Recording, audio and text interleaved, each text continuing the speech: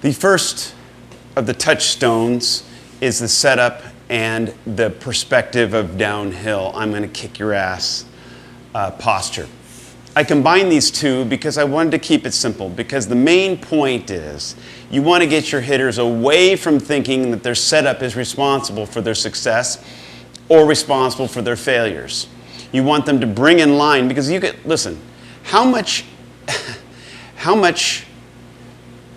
importance do we assign our mechanics or our setup? I mean, I can't tell you coming through when I was coming up, I felt the same way. Of course, it wasn't until later that I could feel that my mechanics had hardly anything to do with my success.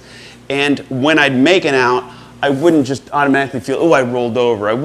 My mind doesn't go straight to what I did wrong, because it's not what I did wrong. It's generally a timing thing.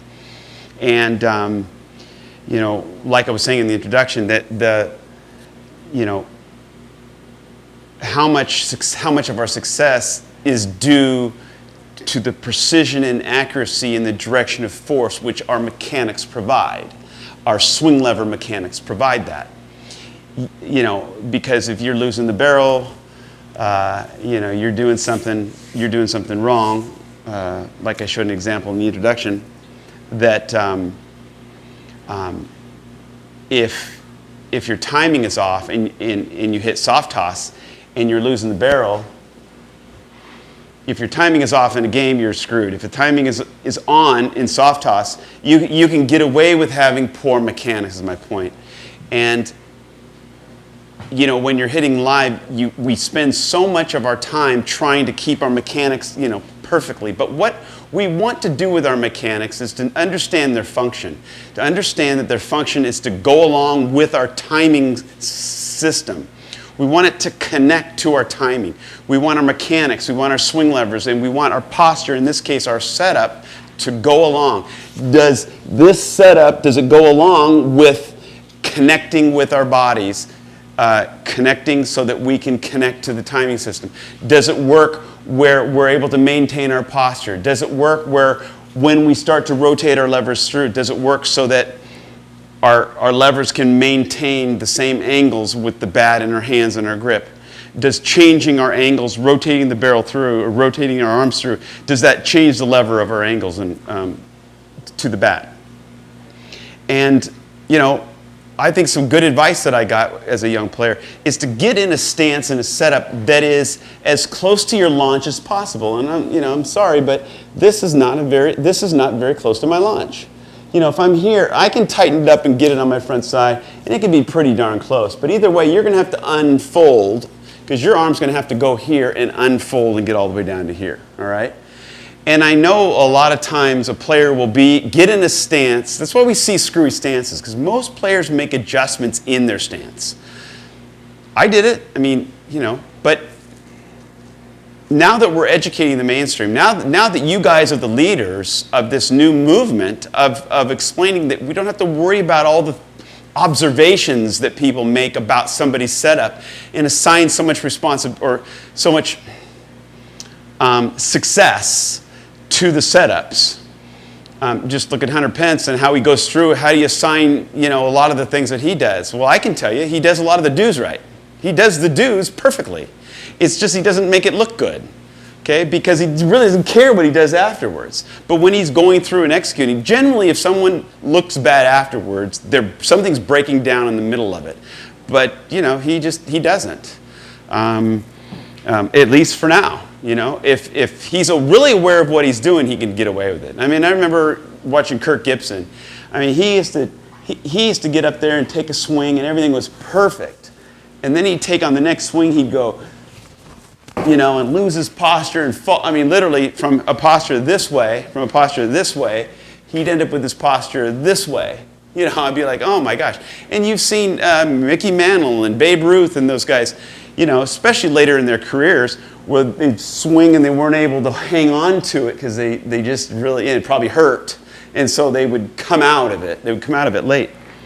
So, those aren't examples necessarily that the problems that your hitters are going to have, because if they did that, their whole swing would fall apart. The problems that they're having is they're assigning their success. They don't want to change anything because they've been successful in this stance. Well, you need to be able to explain to them that every stance that they change and modify, that they're probably going to modify the time that it takes to get their levers through, or their ability to connect with their body. What you want to do is be creative and say, what do you feel? You know, they may have a stance, maybe 3 or 4 setups. You could take the best part of one, which maybe it connects to their transfer and their inertia. Maybe they experience that. Maybe that's what they feel. And then another, when they come through, they don't change angles. And then another, they feel like they're in playing tug of war. They go from here and start to flow. The reason why when I'm hitting, I'm going to show you in at bat, and guys say, well, how do you hit from there and rotate your arms through? Okay, but I'll show you why. But here's the swing.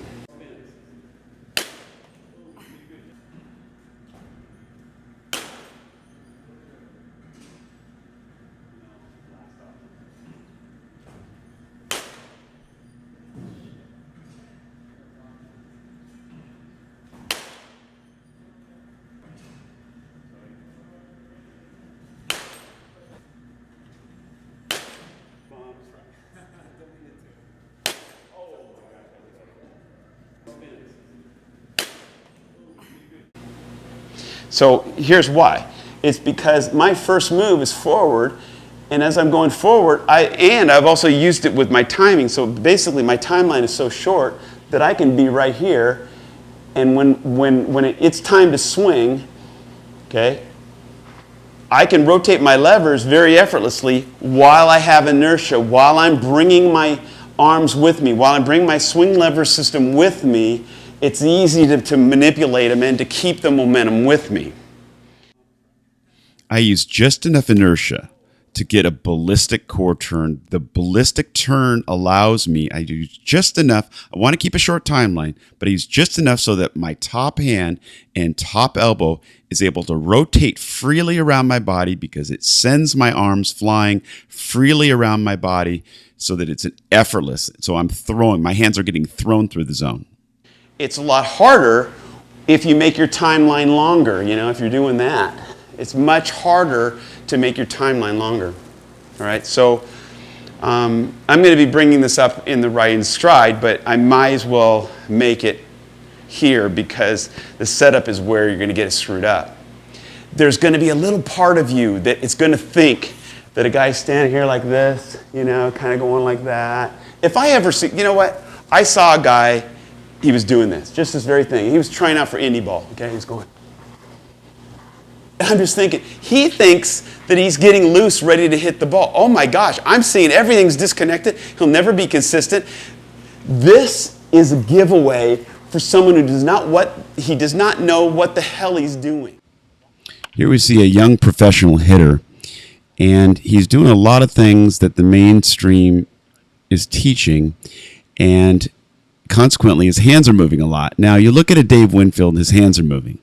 Okay, and young players, they get this confused, thinking that's going to make quick hands. But if you look at Dave, his hands are moving, but what he's doing that all the other great hitters do is he captures the inertia of his weight shift so that that energy accelerates his hands forward.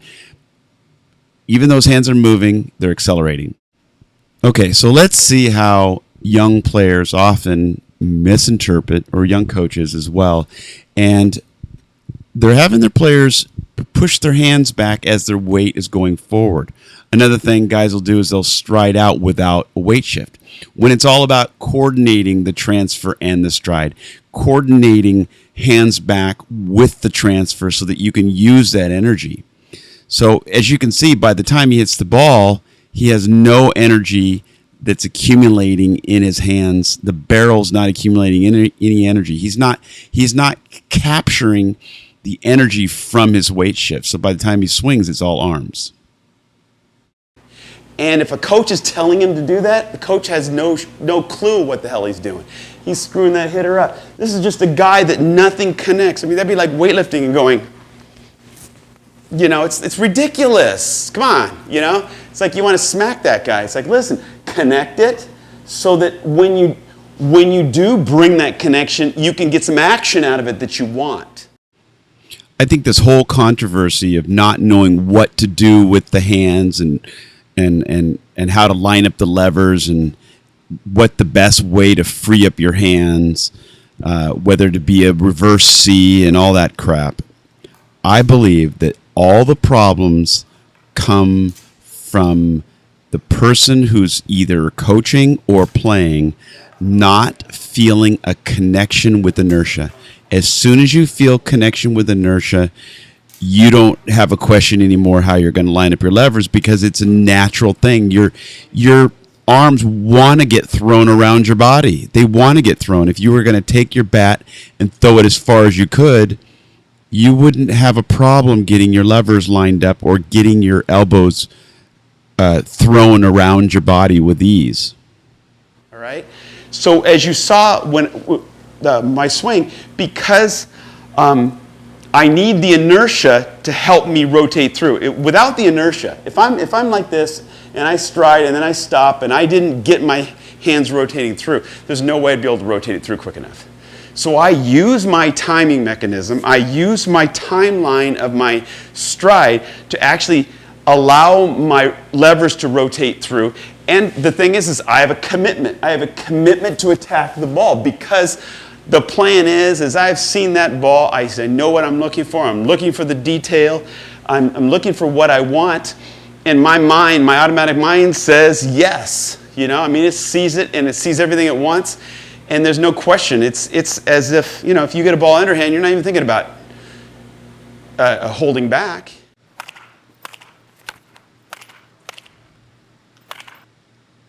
When you're hitting soft toss, you don't have to be told to swing as hard as you can. You don't have to be told to line up your levers. It just doesn't matter, because everything works. It's as if, you know, when you have A to B timing. It's instant A to B timing in soft toss, so you feel the space between you because you have a really good sense of the distance. And when you can visualize everything, when you can visualize the whole ball of wax, everything comes to you naturally. And so, you know, soft toss is a good teacher for us, because it helps us understand that we don't have to conjure up the feeling of swinging the way we want to. You see it. It's like you don't have to tell yourself to swing out of your ass. You don't have to tell yourself to swing as hard as you can. That's just going to happen. It comes with the territory, all right? So, you know, you look at a guy like Miguel Cabrera. He's got a lot of things going, okay? It looks like it, but he really doesn't.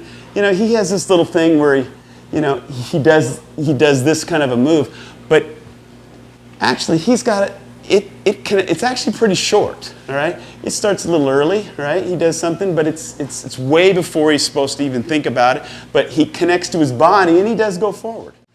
Okay, here's a look at Miguel Cabrera. There are two things. No one could deny that Miguel Cabrera goes forward only. And you can't deny that there's his forward only, and you can't deny that he's bringing his hands with him. That energy remains and is collected within his approach so that he can use it, so that his hands and arms fly freely, and therefore his levers line up effortlessly. He goes forward, all right? And if you look at when he makes his moves, he gets his inertia first. And when you look at my swing, you know, I look at Don Mattingly versus my swing. With my swing, I go from a position where I'm cocked and loaded, and I immediately, as soon as it's time, I hold the energy in the system as I'm getting my inertia, and then right as I go to launch, then I rotate them through. It's rotating through from inertia. Okay, you look at Don Mattingly, and he'll stand here like this, and then he gets going forward. He gets going forward as he's moving it up. And you know what? To be honest with you, when I look at him, when you try to demonstrate and do somebody else, whenever I try to practice it or show someone how he did it, I have a tendency to go straight to stride first, then do it, where I feel like I get stuck here at the top and I can't rotate through. But in fact, he doesn't do that. he does this thing where it's almost like his arms are right here, and he goes here. It's like he's going to skip a rock. Okay, he's right-handed. He throws left-handed. So this is his power arm. So it's as if I went and threw it. You know, if I went from here and went whack, I could do it quicker with my dominant arm. So you look at Donnie. He has that quick action with his top hand, and really you could only do it probably like that if you were top hand dominant. But look what he does to the ball. He absolutely destroys it. And what he does is he makes sure that he has a positive inertia, a deliberate inertia force going on in order to throw his bat in that position so that his top hand elbow comes through freely and effortlessly. Okay, that makes sense, but I have to use my weight shift. It's like throwing. You don't start early with your arm. You don't start early. You wait for the inertia and then you get your arm going. You may start slowly and break your hands. I'm not talking about that. I'm talking about actually lining up your levers. When you're going to line up your levers, it's when when your throwing lever system connects with your weight shift, with your inertia. Okay? Our power center connects with our gravity, our inertia, gravity, potential, energy. That gravity, as we go along with that gravity, we have to be connected to it. So whatever our hands are going to do, I don't really care what it does.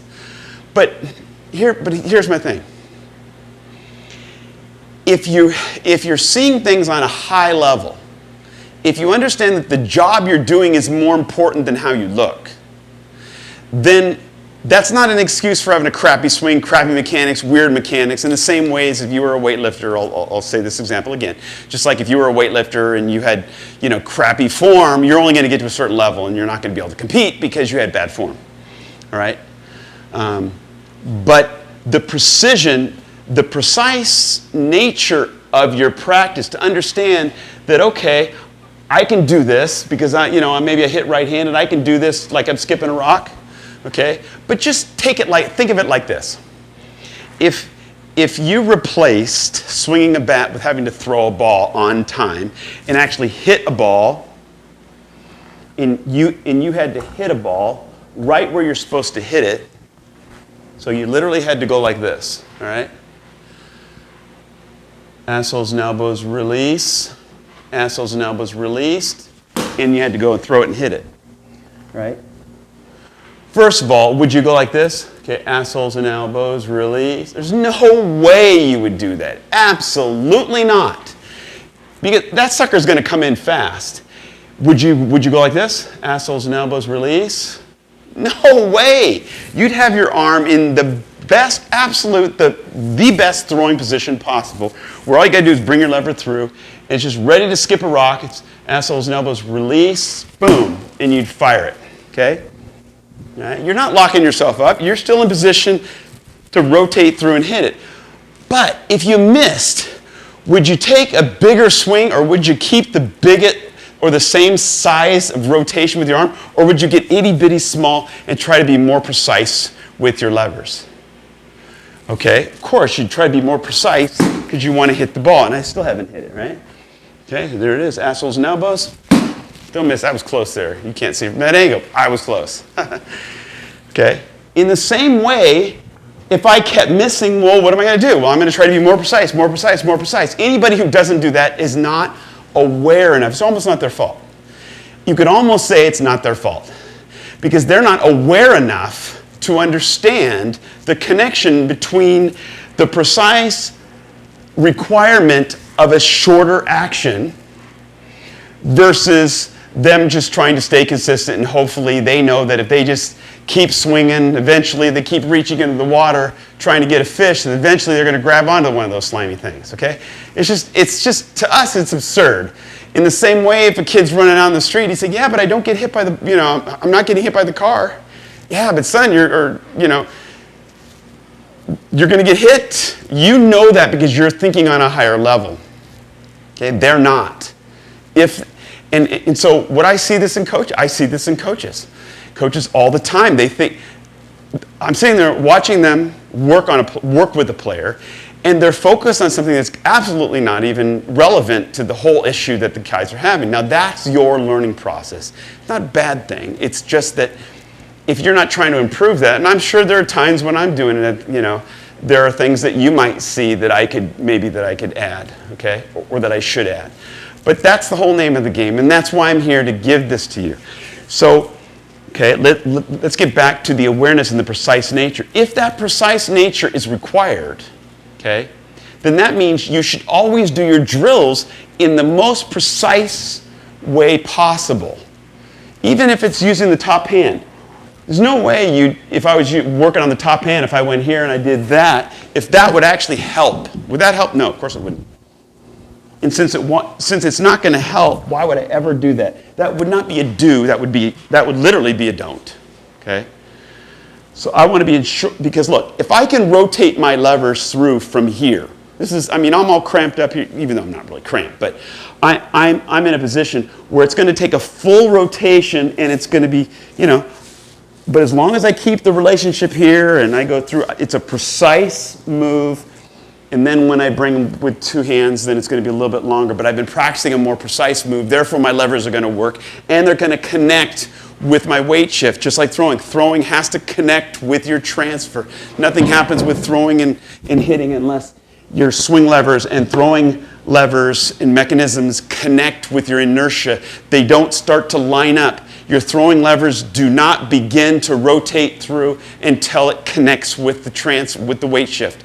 Your swing levers, they don't connect. This does not do anything until it's connected to the weight shift. Look, if I make a move before I'm connected to the weight shift, I'm not actually gaining information, because as the ball's coming, as I'm striding, I want every fraction of an inch that I go forward I want it to be something where I'm actually gaining more and more information. So part of that information is getting the timing and everything. Okay, so if I have the timing, but now the onus is on me to connect my swing lever system to my timing system in my lower body and in my whole body, really, with my swing stabilizers, try to find the axis of rotation, and then my blocking mechanisms and everything that goes with it. So I need to be able to connect my swing with my inertia. Okay, so now let's talk about that. If I'm playing tug of war, just play tug of war with somebody. All right? So if I'm playing tug of war, all right, I can't, someone's trying to pull this way. If I'm holding it up here, it's going to be a lot harder to hold this position than from here. And see how quick you can do it. All right? And you want to pull in one direction. Here's why I'm saying this. I don't care if you want to be here. That's fine. And there are a lot of guys that have made successful careers from there. That's fine.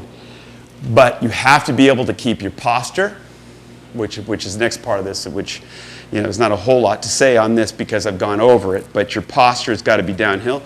And if you're going to start from here, it better somehow connect with your inertia as you're lining up your levers, and this arm is going to have to come down to here in the regular position anyways.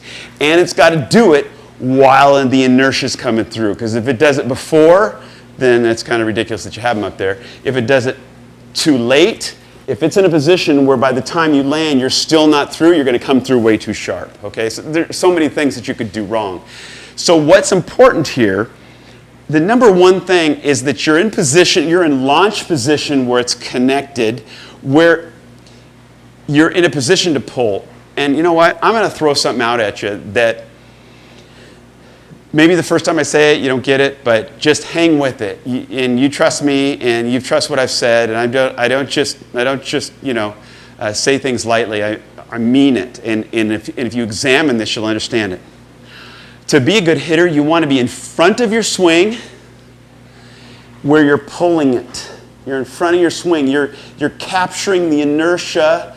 Your swing levers, your swing system is capturing your inertia so that, and it has a precise nature where it's able to line up and rotate through accurately and precisely, so my direction of force will be right. I can gain energy while I'm doing it, and I can get leverage and accuracy and direction of force. I got all that stuff going on, right? But it's got to connect with my weight shift, or my inertia, my gravity power source. All right? If it connects, okay, I'm going pretty good. Now, here's the phrase. You got to be in front of your swing. That allows, you know, that kind of forces you to commit, okay, because it's a ride. That's the balance part. That's the control part. And then there's a commitment part, is your stride. At that point, that split second when you're in free fall, you need to be in front of your swing, pulling. You can't have your hands here when you're going forward. During that split second, when you're actually gaining inertia, your hands have to be in a position where you're pulling. Now, if your hands are not here, if they're here, fine. You're in position where they're connected to your inertia, but you're going to actually pull this way. Okay, that's fine. I mean, I understand that. And the higher level coaches are going to understand this. So that's fine, as long as they are in position to pull. So you're in front of your swing, but behind the ball. In front of the swing, behind the ball. In front of the swing, behind the ball. What do we mean by behind the ball? Obviously, that's blocking. Okay? You're in front of the swing during the inertia part. That's it, just during the inertia part. But as soon as I block, what's going to happen?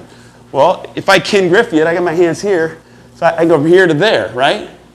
Well, look, I haven't done anything. No, obviously I don't swing like that, but I'm just saying, look, I can keep my hands behind me, and when I go ballistic, you know, look, it stayed here. Well, I'm thinking about staying here the whole time. When I go ballistic, wham, my arms are going to fire out. I'm not even going to know.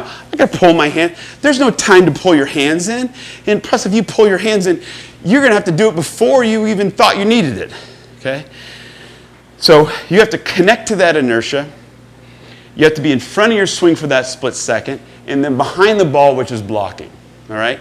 Your posture, let's go over this real quick.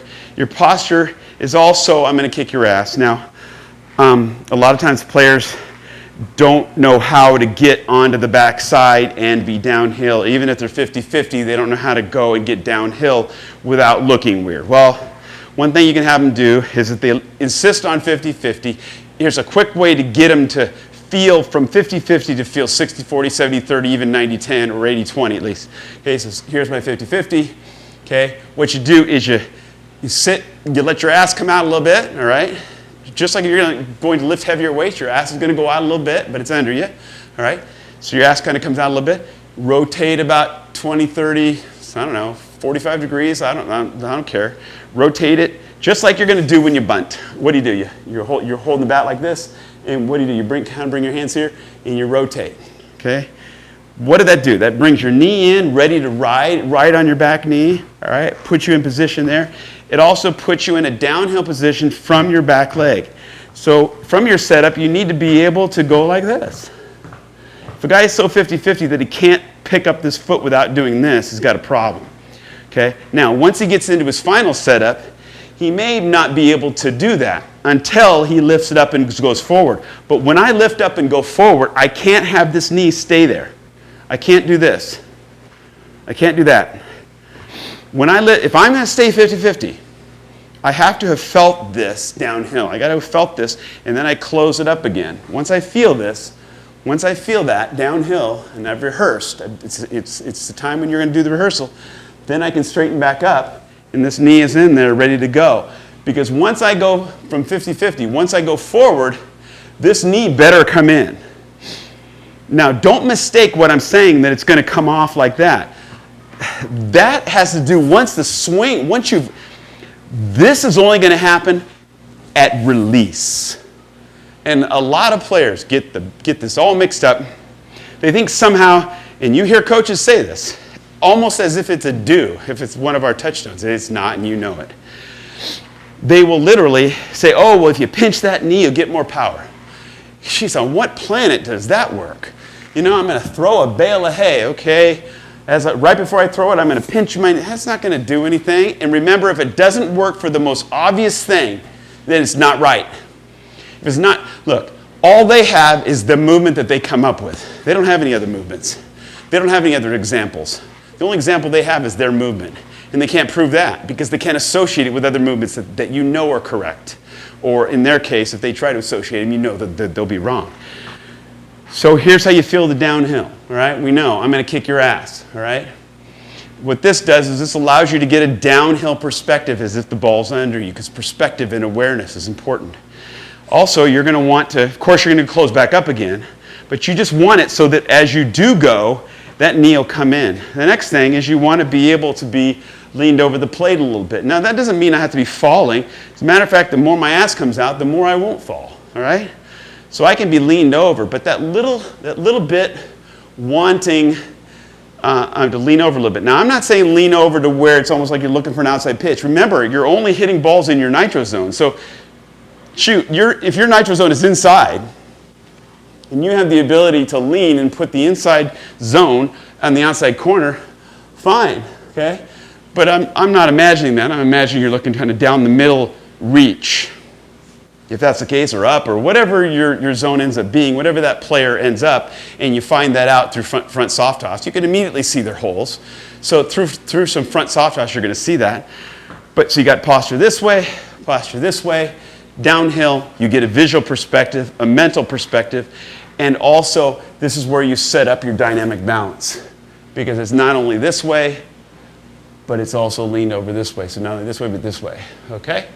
So that's about all I want to say right now of that setup, is that you want to be able to be in position where you can be in front of the ball, or in front of your swing and behind the ball. In front of your swing and behind the ball.